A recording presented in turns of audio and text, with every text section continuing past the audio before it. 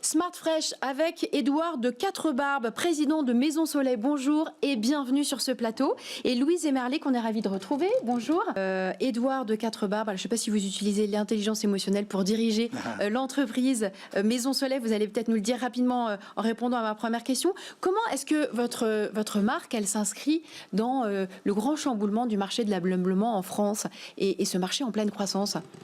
Alors, oui, l'intelligence émotionnelle, c'est quelque chose qu'on utilise, hein, clairement, indiscutablement, quand vous êtes entrepreneur. Si vous faites évidemment beaucoup de raisonnement, etc., vous avez aussi beaucoup d'intuition. Et vous avez la nécessité d'accompagner vos équipes avec l'intelligence émotionnelle, c'est clair. Pour ce qui est de l'ameublement, on a aujourd'hui, l'objectif de la société, en fait, c'est de proposer un mode de consommation un peu différent de celui qui a eu cours jusqu'alors. On propose en fait à nos consommateurs d'accéder à des ateliers de production sur mesure. Et en fait, on produit à la commande. C'est-à-dire qu'on ne fait pas des grandes collections en quantité et qu'on fait faire à 8000 km d'ici.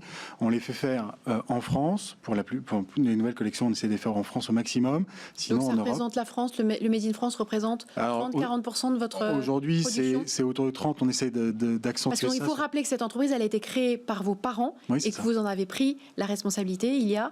Alors, je l'ai racheté il y a 4 ans. Vous l'avez racheté il y a 4 ans. Voilà. Et donc je l'ai racheté avec la volonté, je quittais un grand groupe et j'avais vraiment la volonté de réfléchir justement sur un projet qui soit un tout petit peu disruptif par rapport au modèle de consommation qu'on avait jusqu'alors. Parce qu'il faut absolument être... Alors on a parlé beaucoup d'innovation, on a parlé de mouvements durables, de matières durables dans l'interview précédente. C'est ça aujourd'hui qui vous anime, c'est de miser sur quelque chose d'un peu différent de ce qui existait avant, sur l'innovation, sur le disruptif et en même temps d'allier, de conjuguer avec le Made in France et des matières plus nobles, plus durables. Bien sûr, bien sûr. Pourquoi est-ce que c'est si important que ça ? C'est absolument indispensable et je pense que les clients ont envie, en fait, les consommateurs ont envie de consommer de façon durable et de comprendre en fait ce qu'ils achètent. Et ils ont envie d'acheter durable, c'est-à-dire que ce qu'ils achètent, ils veulent pouvoir l'utiliser dans leur mode de vie au quotidien. Ils n'ont pas forcément envie d'acheter, vous voyez, un appartement témoin. Ils ont envie de pouvoir utiliser leurs meubles comme bon leur semble. Et ils ont envie de savoir d'où provient, en fait, le cuir, le bois massif, le tissu, tout ce qui est utilisé pour faire de l'ameublement. Ils ont besoin de comprendre l'origine, en fait, de la production. Et ils ont envie d'être au courant. En fait, Internet a jeté une lumière incroyable sur toute la chaîne de production.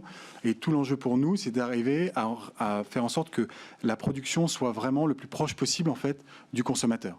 Et qu'au moment où le consommateur achète, quasiment à l'issue de l'acte d'achat, la production se lance sur le meuble qui a été conçu pour lui, imaginé pour lui. Donc cette production, elle se fait où ? Elle se fait en Mayenne, là où vous avez vos bureaux ? Exactement. Est-ce que vous nouez des liens particuliers avec des artisans locaux ? Est-ce que c'est compliqué de les trouver aussi ? Ouais. Parce que relocaliser, c'est bien simple, mais il faut les trouver. Et il y a des grandes marques qui créent leur propre atelier de production pour fidéliser justement ces artisans. Comment est-ce que vous faites ?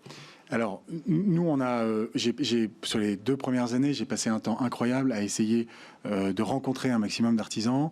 Et puis, il faut arriver aussi à trouver un modus operandi qui soit possible.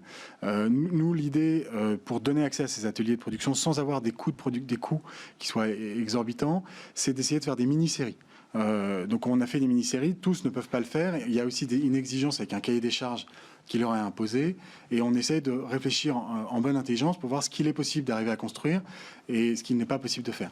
Donc on a sélectionné des ateliers experts dans le meuble, en particulier donc dans la menuiserie, dans le cuir, dans la tapisserie, qui sont des experts de leur domaine. Et parce qu'on a des petites séries, on arrive à avoir des coûts qui sont quand même encore relativement raisonnables et qui permettent aux clients d'avoir un meuble de qualité sans avoir un prix exorbitant qui soit celui du luxe, par exemple. Alors, vous êtes face à un exercice d'équilibriste qui est celui de chouchouter vos clients, de chérir ce côté humain et en même temps de basculer dans le digital. Comment est-ce que vous faites pour joindre les deux bouts ? Alors, le digital, en fait, il y a un circuit qui est quasiment naturel en fait, pour le client qui découvre en fait les marques, qui découvre les produits par Internet, qui s'approprie les produits avec la possibilité de sélectionner des couleurs, des matières, etc.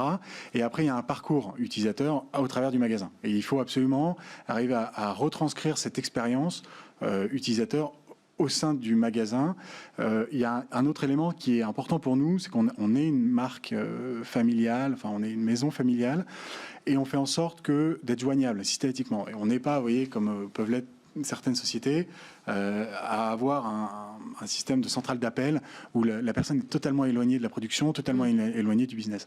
Là, l'idée, c'est qu'on sait quand les meubles sont produits, à quel rythme, et on sait de quelle forme il faut qu'il soit pour quel client. Donc, ça permet un certain suivi et ça permet aux clients qui appellent d'être parfaitement bien accueillis, quoi. Très rapidement, il nous reste 30 secondes. Bien Comment sûr. est-ce qu'on gère une entreprise avec ce poids de la famille, puisque ce sont vos parents qui ont créé? Est-ce que ça crée des doutes, des inquiétudes? Est-ce que c'est dur de gérer ce poids au quotidien? Alors, ça crée c'est exigeant, on va dire. C'est exigeant. On parlait tout à l'heure d'intelligence émotionnelle. C'est sûr que racheter une société à quelqu'un qui l'a créée, qui en plus est de votre famille, c'est assez délicat. Mais ça aussi, c'est assez stimulant dans le sens où c'est aussi un actif, c'est aussi une histoire, c'est aussi un beau projet. Donc c'est ce qui vous dope au quotidien. Et c'est un peu ce qui dope au quotidien, c'est clair. On restera là-dessus. Merci à tous les deux pour la justesse de vos réponses. C'est la fin de cette émission. Merci de votre fidélité. Je vous donne rendez-vous, évidemment, la semaine prochaine pour de nouvelles histoires d'entrepreneurs.